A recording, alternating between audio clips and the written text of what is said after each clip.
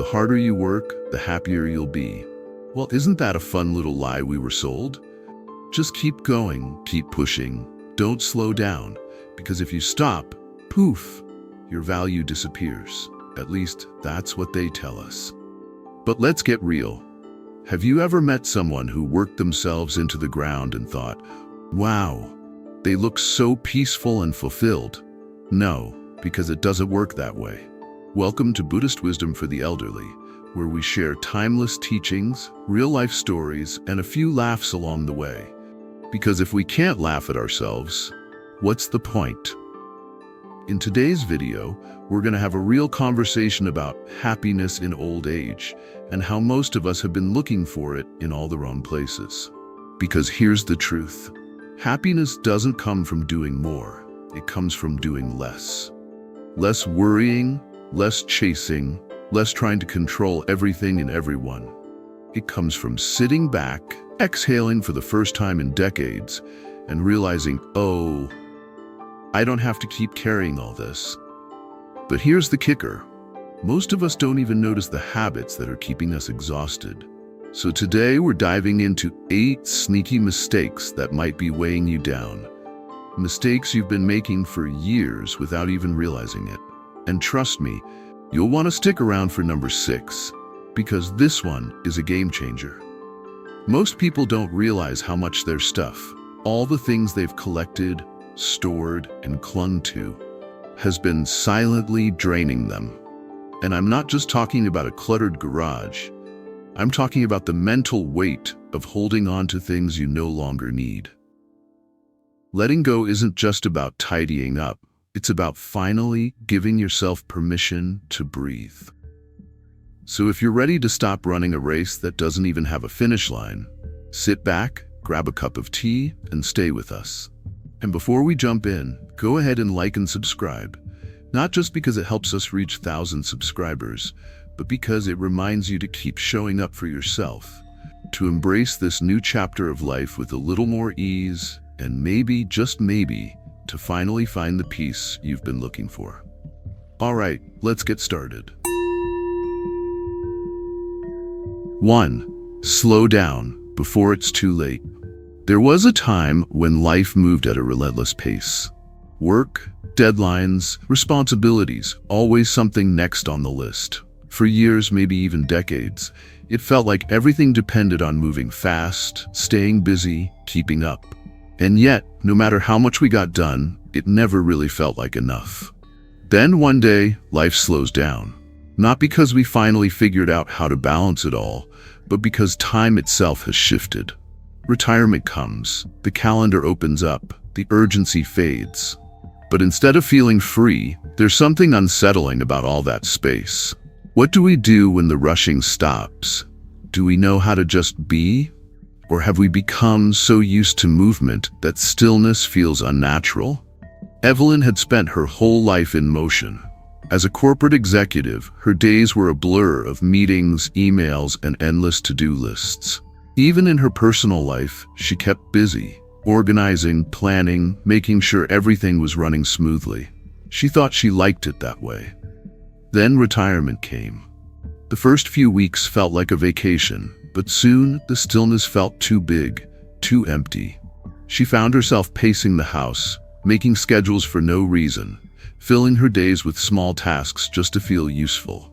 One morning, she went to the park for a walk, just to stay active. She walked quickly, the way she always did, thinking about what she'd do later that day. Then she noticed an old man sitting on a bench, feeding birds. He wasn't in a hurry. He wasn't checking his watch. He wasn't doing anything. She hesitated, then sat at the other end of the bench. He nodded at her, then held out a small piece of bread. She wasn't sure what to do at first, but then she broke off a crumb and tossed it onto the pavement. The birds fluttered toward it. She sat there longer than she planned, watching the way the birds moved, the way the breeze touched the trees. For the first time in a long while, she wasn't thinking about what came next. She was just there. And for the first time in years, she felt still. In Buddhism, mindfulness, sati, is the art of simply being present. The Buddha taught that suffering comes not from what happens to us, but from our tendency to resist the moment, either by grasping at what we want or by running from what we fear.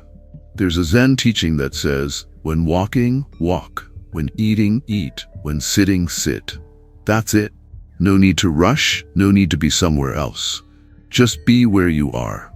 How many moments have we missed because we were too busy thinking about the next one? Evelyn started going to the park more often. Not to check off a task, but just to be. She let herself walk more slowly. She sat in the sun and drank her coffee without looking at a screen.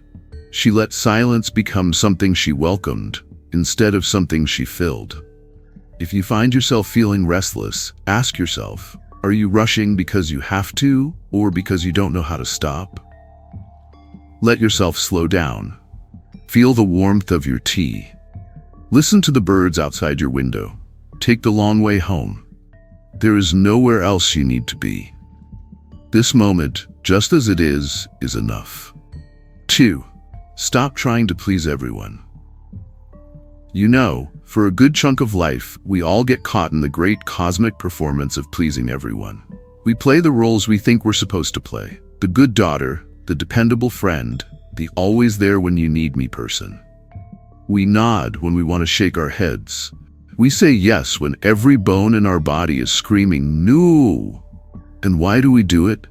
Because somewhere along the way, we picked up this wacky belief that if we keep everyone happy, we'll finally feel at peace. But let's be honest, how's that been working out for you? Here's the kicker. No matter how hard you try, someone, somewhere, will still find a reason to be dissatisfied. You could bend yourself into a pretzel, make everyone's favorite casserole at the family potluck, hand-deliver it with a smile, and guess what? Aunt Linda will still complain that you didn't use enough salt. So at some point, you've got to ask yourself, why am I spending all this time auditioning for a role in someone else's movie? Meet Henry. Henry was the guy everyone could count on. Need help moving furniture? Call Henry. Want someone to organize the church fundraiser? Henry's your guy. Planning a family event? Henry better be there. Now, the thing about Henry was that he liked helping people. At least, he did at first. But somewhere along the way, he stopped helping out of kindness and started helping out of obligation. The man was exhausted. He was spending his golden years running errands for other people like some kind of unpaid intern. But saying no, that wasn't in his vocabulary. Then one day, something miraculous happened. His 6-year-old granddaughter crawled into his lap and asked, "Grandpa, why do you always play guitar for everyone else but never for me?" Henry just stared at her. The kid was onto something. That night, for the first time in years, he picked up his guitar. Not for an audience, not for a request, but just for himself. And wow, he had forgotten how good it felt to play without pressure, without expectations, just for the pure joy of it. From that moment on, Henry made a bold, earth-shattering decision. He was going to start saying no. Not because he didn't care, but because he finally realized he mattered too. And guess what? The world didn't end. His family didn't disown him. People still liked him. And best of all, he was happy. Buddha had a lot to say about attachment, and one of the sneakiest forms is the need to be liked. We think if we just do everything right, say all the right things, and meet every expectation, we'll finally be at peace. But here's the thing, peace isn't found in getting it right for everyone else. Peace is found in letting go of the whole ridiculous game. Ram Dass used to say, when you stop being afraid of what others think, you can finally be yourself. And what a relief that is. Trying to please everyone is like trying to hug a cloud. It's impossible, and you just end up looking ridiculous. Henry figured it out. He stopped saying yes to things that drained him. He stopped playing music out of obligation. And guess what? His life got way better. So if you're still running around trying to keep everyone happy, maybe it's time to take a deep breath and say, not today, Linda. Try it. Say no without guilt. Choose yourself for once. Let other people handle their own casserole complaints. And when you do, you might just find something you've been missing for a long time, your own happiness. Number 3. Why worry about the future? Worry, that old familiar companion. You wake up in the morning, stretch your arms, and before your feet even hit the floor, boom, worry is already sitting at the kitchen table, sipping your coffee. What if my health declines? What if I run out of money? What if I become a burden? Worry loves to pretend it's being helpful, like an overenthusiastic life coach. I'm just preparing you for the worst, it whispers. But let's be honest, has worrying ever actually helped?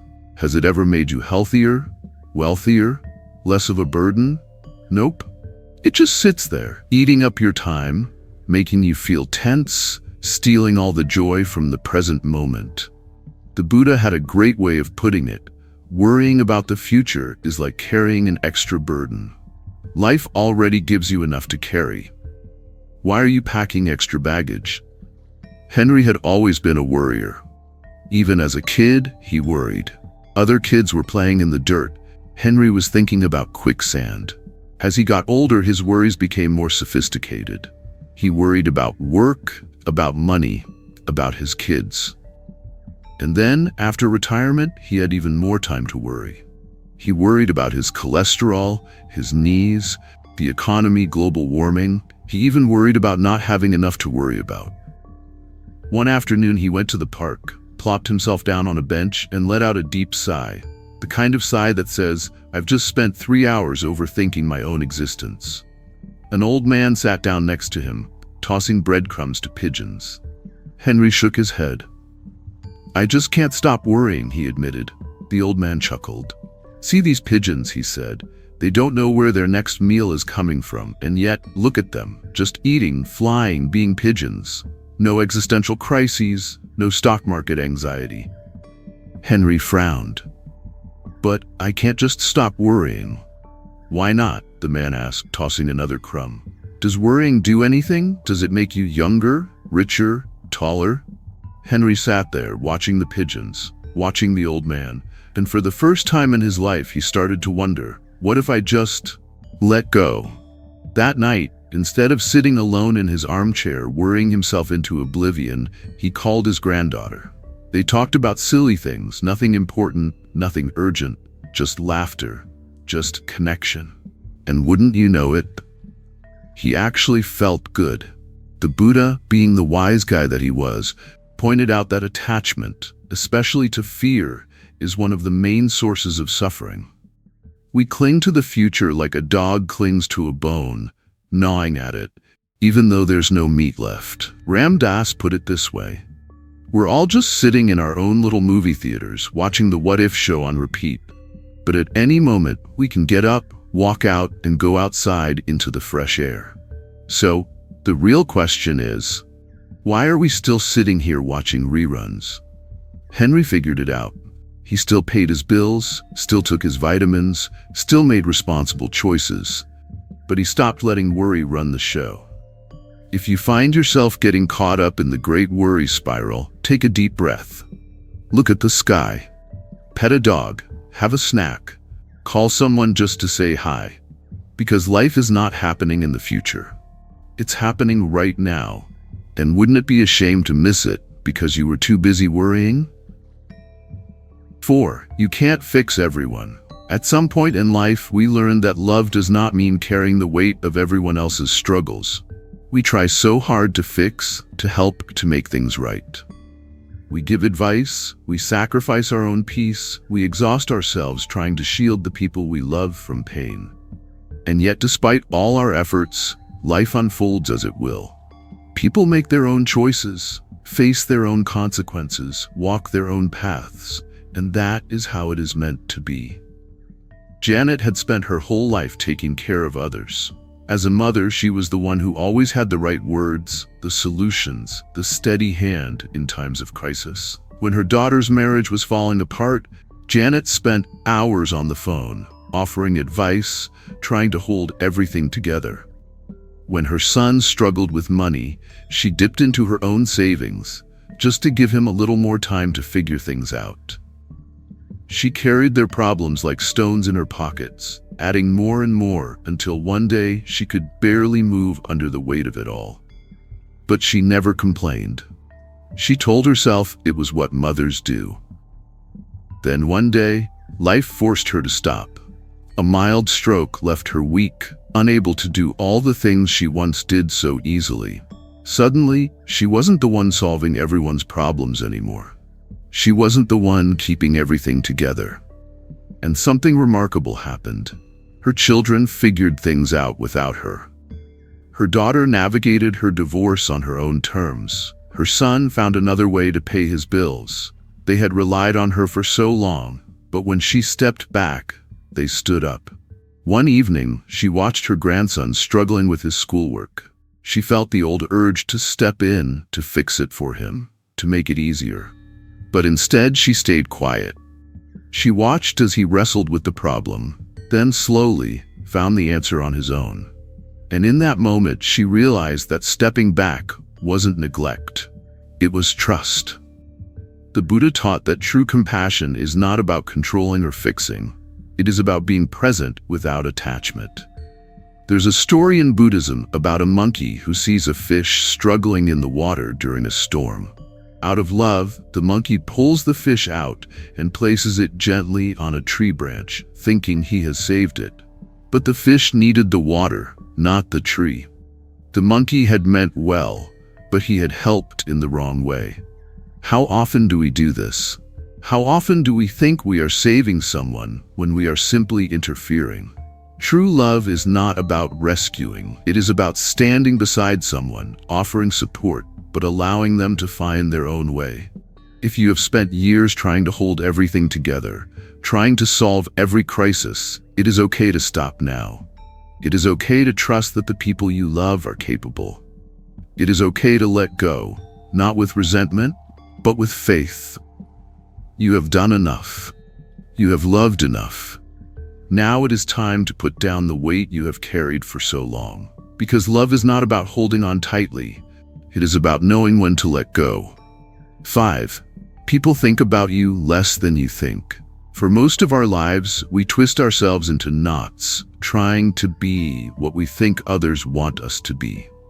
We measure our words carefully, shape our actions to fit expectations, and hold back parts of ourselves out of fear. Fear of judgment, fear of being misunderstood, fear of not being good enough. And yet, no matter how much we try to get it right, there's always someone who disapproves, someone who wishes we were different. The truth is, no amount of approval will ever bring us the peace we're looking for. If we rely on other people's opinions to feel okay, we're at their mercy. When they praise us, we feel worthy. When they criticize us, we feel small. It's a painful way to live. And as we grow older, it becomes clear. We don't have time for this anymore. Helen was the kind of person who lived her life for others. She wanted to be a good wife, a good mother, a good friend. She made sure everyone around her was happy, often at the expense of her own joy.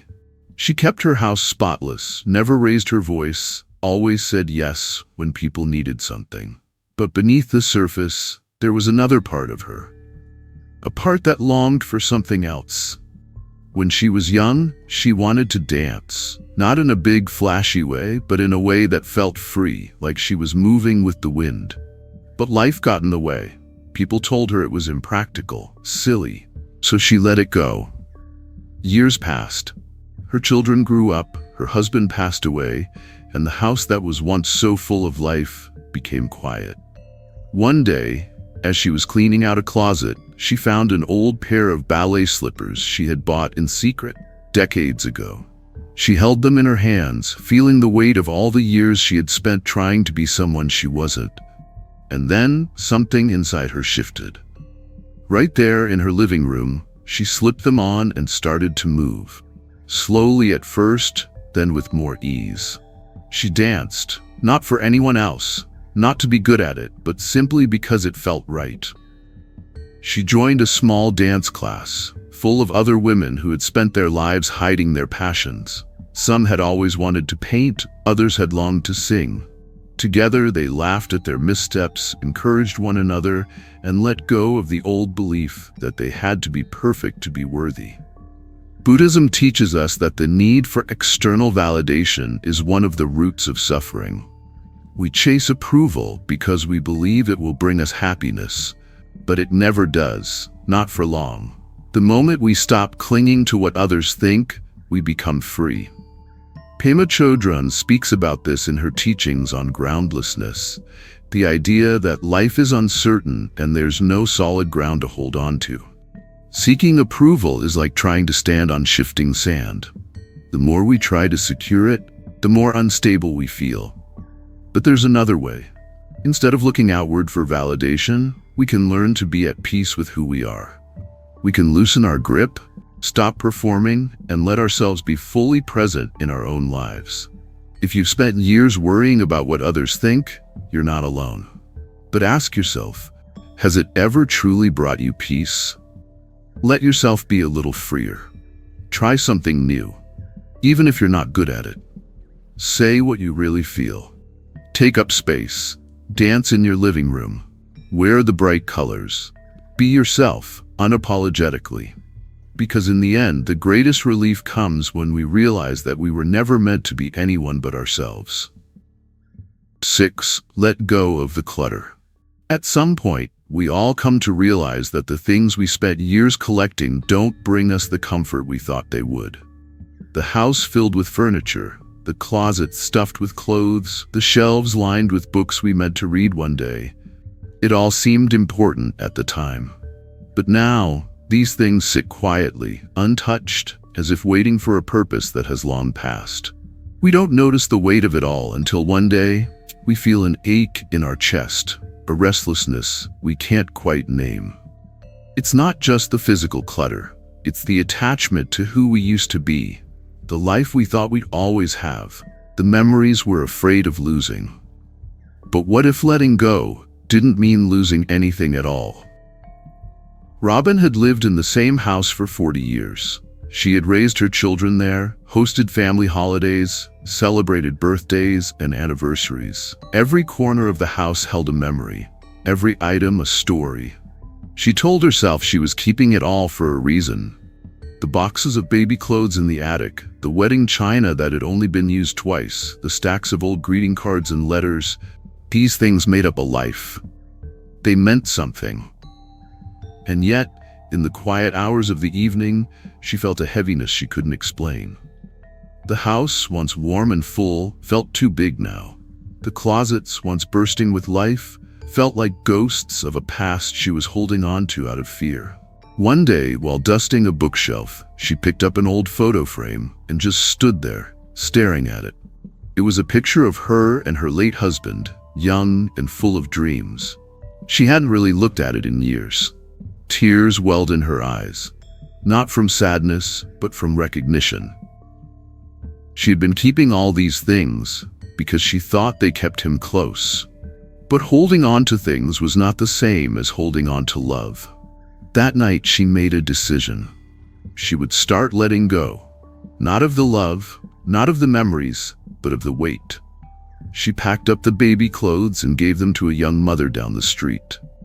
She donated the dishes and furniture to families who would actually use them. She sat with each item, thanked it for what it had given her, and then released it. And with every box that left, she felt lighter. The Buddha taught that clinging is one of the main sources of suffering. We hold on to things, people, memories, possessions, because we fear change, we fear loss. But everything in life is impermanent. What once served us may no longer be what we need now. There's a Buddhist story about a man who builds a raft to cross a river. Once he reaches the other side, he refuses to leave the raft behind, even though he no longer needs it. He carries it on his back, weighed down by something that once helped him, but now only burdens him. We do this too. We hold on to things that once had purpose but no longer serve us. We mistake them for security, when really they are just keeping us from moving forward. Robin's journey wasn't just about decluttering her home, it was about making space for the life that was still ahead of her. If you're feeling heavy, ask yourself, What am I holding on to? Is it really bringing me peace? Or am I carrying it because I'm afraid to let it go? You don't lose love by releasing things. You don't lose memories by making space. You are not the objects you own. You are not the house you live in. You are something much greater, something open, spacious, and free. And when you finally let go, you may find that what remains is exactly what you needed all along. 7. Perfection is a lie. Ah, perfection, that old trickster. It whispers in your ear, if you just get this one thing right, then you'll be happy. So you spend years trying to nail it, trying to say the right thing, make the right choices, do everything just so. And what happens? Life throws you a curveball anyway. You ever notice how, no matter how much you plan, things never quite turn out exactly the way you envisioned? That's because perfection is a moving target. You hit one goal and boom, the next one appears. It's like trying to catch a greased pig at a county fair. Exhausting. And then there's regret, the perfectionist's shadow. Regret loves to show up at 2 a.m. and whisper, "Hey, remember that thing you messed up 30 years ago? Let's replay it 100 times." But here's the thing. No matter how much you analyze, stress, or berate yourself, the past is not taking your calls. It's done. Gone. The Buddha had a whole thing about this, how clinging to the past just keeps us in suffering. And honestly, haven't we suffered enough? Walter was an architect, not just any architect, a perfectionist architect. Every line had to be straight, every measurement exact.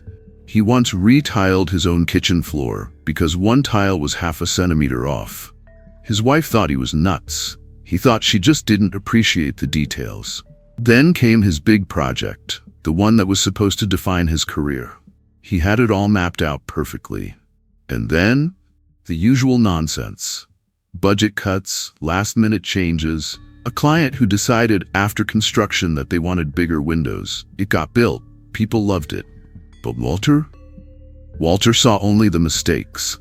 Fast forward to retirement. Instead of enjoying his well-earned rest, he was replaying every misstep from decades ago like it was some tragic opera. His masterpiece, his legacy, was flawed. And that, he thought, was unforgivable. Then one day, he went for a walk in the park and saw some kids building a sandcastle. It was an elaborate little thing, turrets, moats, the works. And then, in true cosmic fashion, a wave came and wiped the whole thing out. Walter braced himself for the kids to wail in despair, but they just laughed. And what did they do next? They started again, totally unfazed. Walter stood there watching and thought, well, damn. Buddha had it right. Anicca, impermanence, is the name of the game. Everything changes. Nothing lasts. And the more we try to fight that, the more we suffer. We spend our lives trying to sculpt our existence into some unshakable monument, only to realize that life is less like a grand cathedral and more like a sandcastle at high tide. It's meant to shift. Ram Dass used to say, you're just sitting in your movie theater, watching your life unfold, eating your popcorn, and taking it way too seriously. Walter, bless his heart, had been treating his past like some kind of serious drama, when really, it was just one weird, unpredictable, and often hilarious adventure. If you're still playing the what-if game, maybe it's time to retire from it. If you're still chasing perfection, maybe let yourself be a little messy, a little human. If you're still carrying regrets, maybe ask yourself, what am I missing in this moment while I'm busy staring into the past? Walter eventually figured it out. He stopped obsessing over what went wrong and started mentoring young architects instead. He shared his mistakes, his lessons, and, get this, found out that his imperfections actually made him more valuable, not less. So take a deep breath. Let the waves roll in. Let them wash away what they must. And then grab your bucket and start again, because life was never meant to be perfect. It was meant to be lived. 2. Stop wasting energy on arguments. You know, there was a time when you would have thrown yourself into a good argument like a dog chasing a mailman. Someone said something stupid, and you just had to correct them. The world depended on it. And oh, the satisfaction of proving someone wrong.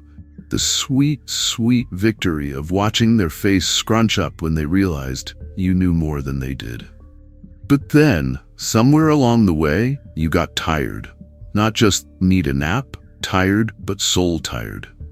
You started noticing that winning arguments never actually made you happy, just agitated. You'd spend hours mentally replaying conversations, coming up with even better comebacks for a fight that ended 3 days ago. It was exhausting. And here's the real kicker.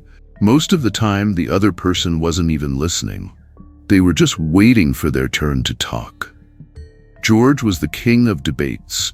He had an opinion on everything and was ready to die on every hill. Family dinners, war zones, neighborhood meetings, battlefields. Even waiting in line at the grocery store was an opportunity for George to educate someone on the correct way to do things.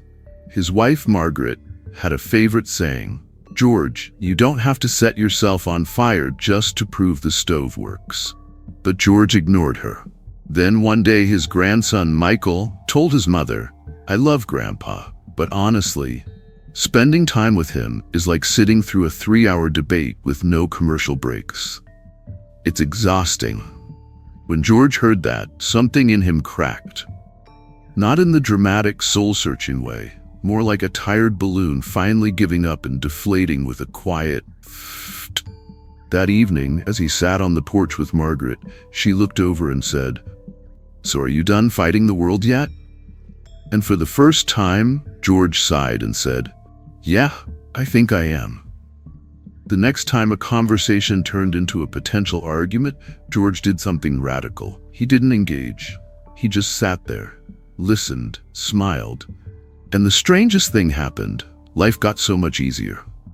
The Buddha had this whole thing about right speech. Basically, if what you're about to say isn't true, kind, or necessary, maybe just zip it. He also pointed out that attachment, like the need to always be right, is one of the great causes of suffering. And honestly, arguing is just attachment with extra words. Ram Dass used to say, "Be here now." Notice how he didn't say, "Be here now," unless you need to prove a point. Because when you're lost in argument, you're not really here. You're in a battle zone of the mind, planning your next attack. At this point in life, do you really want to waste another minute getting worked up over who's right about what? Maybe instead of arguing, you just let people be wrong. Imagine that. Imagine letting go of the need to educate, correct, or fix every conversation. It's like dropping a heavy suitcase you didn't realize you were carrying. Peace isn't found in being right, it's found in being free. And wouldn't you rather be free? So, there you have it, 8 things to stop doing so you can finally start living. If you've spent years rushing, pleasing, worrying, fixing, overthinking, accumulating, chasing perfection, or getting caught in unnecessary drama, take a deep breath. You don't have to carry all of that anymore. Happiness in old age isn't about adding more to your plate. It's about taking things off of it. It's about making space for what truly matters. Peace, joy, and the freedom to live on your terms. If there's just one thing to take away from this, let it be this. Life is lighter when you let go. Now, we'd love to hear from you. Which of these habits are you ready to release? Drop a comment below and let's start a conversation. And if you found this video helpful, don't forget to like and subscribe. Your support helps us reach 1,000 subscribers so we can keep creating wisdom-filled content just for you. Remember, you're not here to be perfect. You're here to be free. See you in the next video.